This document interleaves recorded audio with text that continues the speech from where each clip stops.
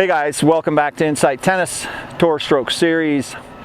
Today we're going to talk a little bit about the serve, and we're actually going to do some live ball demonstrations as well. This is something that we're going to start doing a lot more of. Some of you may know that I was injured quite severely and was out of the game for almost 2 years, and I've been unable to hit the ball and play normally. I'm working back into things slowly, and so as I am able to do that, I'm going to start doing a lot more live ball demos. That's one of the reasons why most of the videos you've seen for the last while have been me just demonstrating the stroke, because I was unable to hit the balls at the time, and that's changing. It's a long process back, as some of you may know if you've ever been injured, but I will start doing a lot more of that. We'll start training with some of the more advanced students, open players, college players, and things like that, and we'll definitely start filming some of that. So today, what we want to talk a little bit about the serve, and I want to focus on a drill that you can do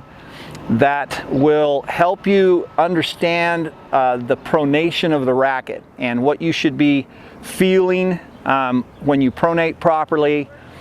This is something that will allow you to kind of develop that.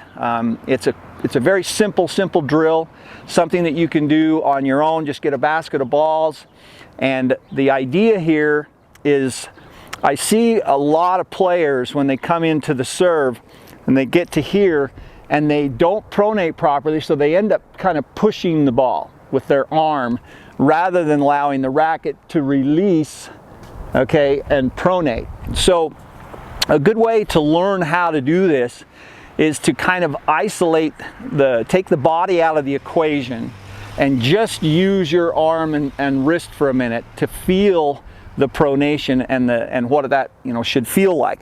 So one of the simplest ways to do that is just get here at the service line, and what you're going to do essentially is basically take the racket, and I don't even have to take a full swing at this point. It's not necessary to do that.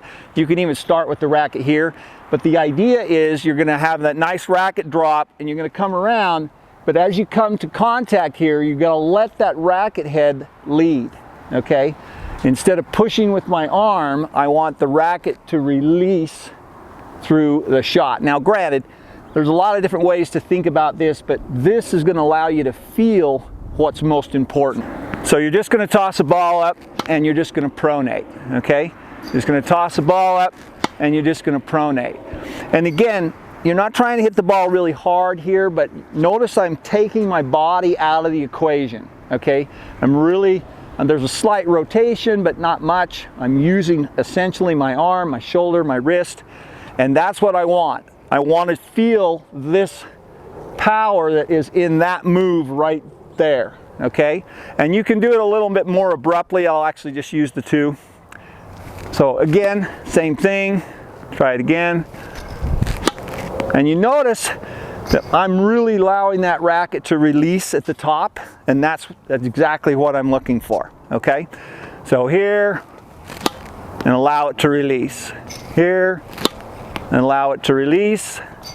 Here, and allow it to release. Again, by taking the body out of the equation, it isolates the arm and allows you to release the arm and wrist properly, okay? If you're using too much body initially, then you tend to push until you understand the relationship of the body and the arm together. So that's one of the reasons why you want to just stand there and not really use your body, but allow that racket to release and pronate. So it's this idea, okay? Some people call that a wrist flip or snap, okay? And what I mean by that is, as I come around here, I want that racket to lead my arm and rotate over. And then I can decide how I want to pronate, whether I want to go here or go more of a slice serve. That'll all come in another video, but right now, I want you to just simply think about releasing that racket. So we'll do a few more here. Kind of hard to toss 3 balls at a time, but we'll do it, okay? So toss and snap, okay? And notice I'm not really hitting that really hard, but you can see there's some pretty decent power there. Again, abbreviated swing, and really have got to release that racket over. That's the key thing, or isolated the arm rather, because you're not using your body. Not something where you're trying to hit the ball hard. It's just getting the idea. Okay, I can generate a lot of power with very, very little effort with that move right there. So once you've done that and you start to get the feel of that and you time it a little bit better, you're going to have more and more and more power. So this is just a simple little drill that you can do. Go get a basket of balls, you can go out and you can work on this. Again, in summary, the key things are make sure that you're taking your body out of the equation, which will actually isolate your arm, okay? Also, I want to make sure that as you're coming around, you're coming in on edge, and then you're going to pronate, okay? Right now, we'll just work on the first serve. Don't worry about slice serves and all that right now. I want you to get the feel of this pronation. I really kind of want to feel like I'm hitting almost up on the ball, but snapping over at the top, okay? So, like so. One other thing that you can do with this drill, if you really, really want to isolate the arm, you can take the body completely out of the equation and you can just put your feet together, okay? So if you just put your feet together like this, or you can even do it from the side, that's fine, but I would advocate kind of like this, then the body is completely out of the equation.